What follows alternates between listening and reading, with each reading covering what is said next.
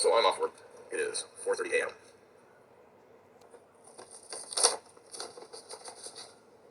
2 nights in a row, I've made the exact same amount of money. Which is to say, I believe, no, last night and tonight, everyone else made over $100. And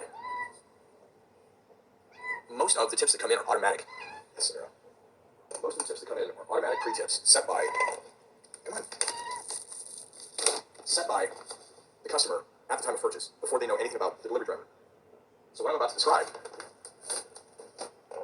is something that comes from a randomizer.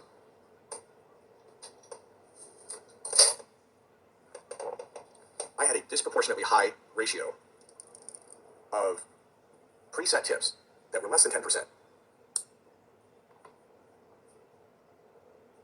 But again, this was not, I had several in-person interactions with either people who had produced an adequate tip to begin with or tipped me at the time, and it had nothing to do with me or my presentation, my delivery of their food.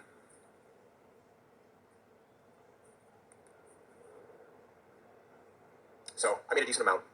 It was just shy of 100, and truth be told, I probably had an extra $3 and change in my pocket from when I started, 3 or 4, so it's close. I wasn't the only person getting the bullshit either. So I'm thinking it might be that first of the month, that first week, because apparently there's got to be causes behind. When I, at the very start, it was booming. Everybody was making huge money. And third week now, different time of the month. It's the only thing I can think. The fixed incomes come in, people that had a conversation with a coworker, and the conversation was basically about how, like, Dave Chappelle does a bit, and he talks about the difference between being broke and being poor. Poor is a mindset, broke is you have no money. So it's important to not think and refer to yourself or consider yourself to be poor, even if you're living at extremely low income. If you're broke, but you're not living poor. Poor is decision-making skills. It's a mindset. It's how you look at things. And poor people with a mindset of poorness, of poverty, keep themselves poor. They don't necessarily do it on purpose, but it's like self-sabotage. That's why it's important to make that distinction and actively, conduct yourself in life in a way that is not like that. But it simply comes down to this. There are rules to tipping. There is a whole thing to tipping. It is not just throwing some chump change at somebody. I'm just about at the point with some of these people that just only will tip me 80 cents, only will tip me 22 cents. I'm just, here, I think you need this more than I do. Like, it's got to be the time of the month. The people that are placing the orders, the only way for me to not take it personal is for things to tick back up at other points. But it's like, I don't know, man, Saturday night there was a bunch of activity at bars. So nobody was ordering pizza, except for, I don't know, maybe it was the kids that were home or something, but plus regulars. And I don't know, it was lessened. On a thing completely beyond your control, that is also somewhat randomized because the choice is made beforehand. There is no selection of who's who. Nobody knows what the tips are until they come out, if they're even on there, and sometimes they're not, but I had a shitload of them tonight. They were under 10%. Basically rounded down to the nearest dollar. So here's the thing. If a person earns tips, the law typically allows them to be paid less per hour. So in exchange for trying to get tips, because I can receive tips, I make less than minimum wage. I don't make that much less than minimum wage of what it currently is, but I make less money on the hour. If I take a delivery and they don't tip me, all I get is a certain amount per mile that is meant to reimburse me for the gas. I don't really like the current system. I prefer the old one with the flat fee because it was possible to bank that up and use that as maintenance for the vehicle. Because I have to use my own vehicle. And, right now I'm saving up to get some things that need fixed on it. And I think when it comes to the presentation aspect of gratuity, the fact that my truck is rusty and loud does not help, although at the same time it's kind of one of those, well, if you want me to have a truck loud and rusty, you got to throw enough bones my way that I can unrustify and quietize the truck. Or obtain a new vehicle, but it's like I can't do any of that unless that money's flowing. So when you're tipping, consider the situation that you're able to discern. If you overheard the waitress mentioning something about just finding out their mom died, nobody will cover the end of her shift, and she comes out and gets your fucking sauce wrong. Number one, don't be a dick. And number two, make sure you leave her a hefty tip. Try and brighten her day or his day, whoever it is. If it's obvious that they're having a rough one, brighten their day. Make their fucking day. Because you can make less because you earn tips. It is commonly accepted that 10% is the minimum gratuity for adequate service. That's what 10% is. When everyone's like, oh, you tip 10%. No, you tip 10% because you went there. You got to figure that in to what you have to spend. A big serious rule that I have, it's not a real rule, but this is like the 0th rule of tipping. If you can't afford to tip, then you can't afford to order. Whether that's at a restaurant sit down, whether it's at food delivery, whether it is at a bar. If there's a tip jar and you can't afford to tip, then you can't afford to be there. So 10% is the minimum for adequate service. If you want to leave an insult tip because they were just douchebags to you, then that's one thing. But don't find an excuse to leave that sort of tip every time. Don't leave a funny note with a joke on it. A fake $1 million bill. unless you are trying to be an asshole. What this means is, if your server has got pep, if everything is better than you expected it was going to be, just because you're like, well, I want X restaurant, it's usually pretty good. If you get a damn, that looks nice, add 5% for any of these things. If your server has pep, if the food looks great, if it's not all messed up and they're like, here you go, man, I made sure not to mess up your food. So that if you are pleased with the interaction and it was a positive experience, you should be tipping no less than 20%. And there have been many occasions where people have auto tipped and cash tipped. This week today, there was one of those. Or no. Yeah, there was one of those. And then I had one that there was a blank tip on a credit slip that gave me money as a gratuity, because all the other ones that didn't have an auto tip did not write in a tip today. I went in a good mood. I didn't stink. I wasn't acting funny. The truck was acting no different. Actually getting a little bit worse gas mileage today, which, again, I'm trying to save up for a thing that I think will help with that issue. And I can't get it any sooner than I can get the money racked up to do it. And these people. So that's the first thing. I have been trying to find the best way to articulate that. It's so simple. If you can't afford a tip, then you can't afford to be there. And the difference between being broke versus being poor is, a broke person says, well, what can I afford to get at the store that will last me longer? Can I put this money towards something that will help me in the future, like, save it up? Do I already have rice and chicken? And remember, in a self-aware fashion, that if you're broke, you're broke. Like, it's like, okay, so right now I don't have any money. It's like, oh man, but I want this. Okay, cool, man. People in hell want ice water. Shit in one hand, one in the other. See which one's going to fill up first. That's what it is. It's a convenience culture. So, well, I have noted, and I still stand by, there have been some stark improvements as far as the opening to do so. I just find it very interesting that all of a sudden, everybody just ramped down at the same time. It's just wild. So tomorrow needs to be better. If you don't tip, you're a piece of shit. I'm sorry, there's nothing else to it. People who do not provide gratuity to servers are assholes. All right, second, I'm going to read this thing. This is from Eric July. I've realized that I have to, well, I don't have to anything. I've realized that when I do create content for YouTube, being as my social media experience is nil, I have no presence online except for this, that these videos kind of constitute like blog posts or whatever too, all of the posting that I used to do. This is all I can do, so this is what I do. But I think what I'm doing with this one is I'm having a little bit of fun with it, because I know that there's an end outcome of this process of the recording of this. But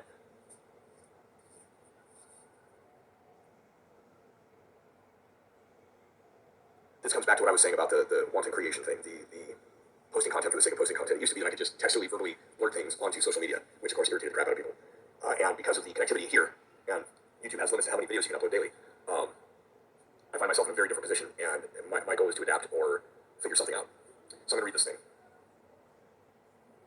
Basically what I'm getting at is this is an all-in-one post. So this is from Eric July. I believe this was published today. This kind of ties into the assholes and stupidity issues of the world. Though you may be frustrated at the hypocrisy, it is important to understand what has taken place. The narrative that the vaccine prevented infection or transmission has been completely obliterated. Their own beloved CDC has even conceded such. The study dealing with the infected out of Barnstable County, Massachusetts, was them finally admitting such a point, finding no significant difference in the viral load present in the fully vaccinated and the unvaccinated. Dr. Rochelle Walensky stated, the vaccines, continue to work well with Delta with regard to severe illness and death, but what they can't do anymore is prevent transmission. As many have mentioned, the vaccine acts as a symptom suppressant. It's therapeutic at best. With that being said, this means that the spread of it is not reliant upon whether or not you're vaccinated. So anybody that is pushing for a vaccine mandate is nothing more than an authoritarian piece of trash that wants people to be forced to join in on getting the jab. Or they simply want to attempt to protect you from yourself. It's pure moral grandstanding, where they're frustrated at the idea that there are people that didn't join their cult. You pose no additional risk to them if you are unvaccinated. That narrative has been stripped away from them. Everybody, vax or not, has assumed and assessed the risk, and that's their right to do so. If they get sick, that's none of your damn business. Therefore, their next move will be back to nonsense they deployed and got wrong at the beginning of the pandemic, overwhelm hospitals. This was their first tactic, back in the old days of slow the spread / flatten the curve.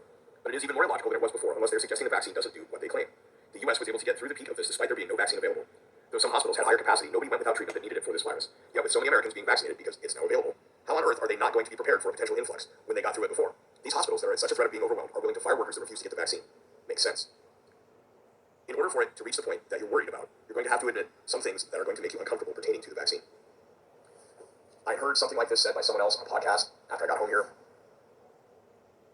that it is inevitable that basically everyone's going to catch that virus, if they haven't already. And as I've been saying, these different variants are straining so that it becomes less lethal to the host. All of their measures have done nothing to stop it.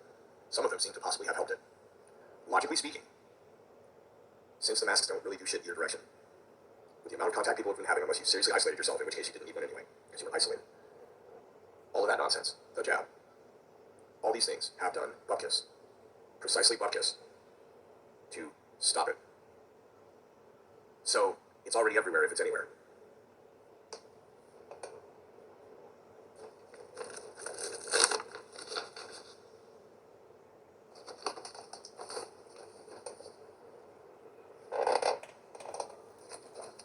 Just think about it.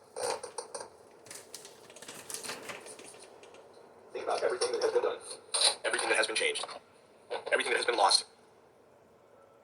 What few things have been gained.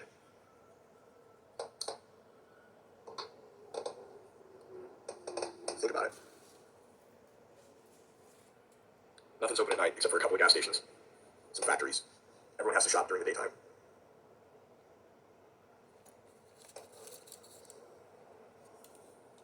People are disconnected socially, suspicious, some paranoid.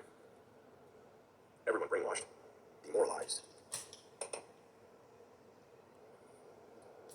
And none of it, the argumentation points, the sides, the tribalism, the sense of moral superiority, or the fear, so much fear, leading to the social disconnect, the paranoia, the suspiciousness. For nothing. All of it for nothing.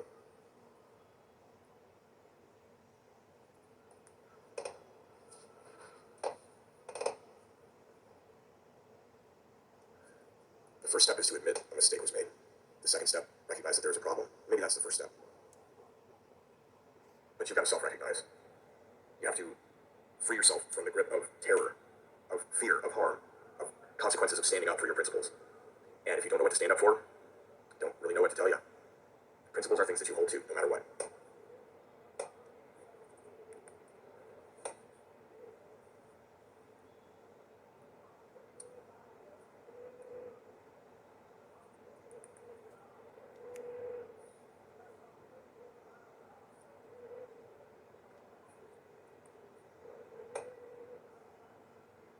Apparently, something is coming down the pipeline with a county board having broken law in a definitive way.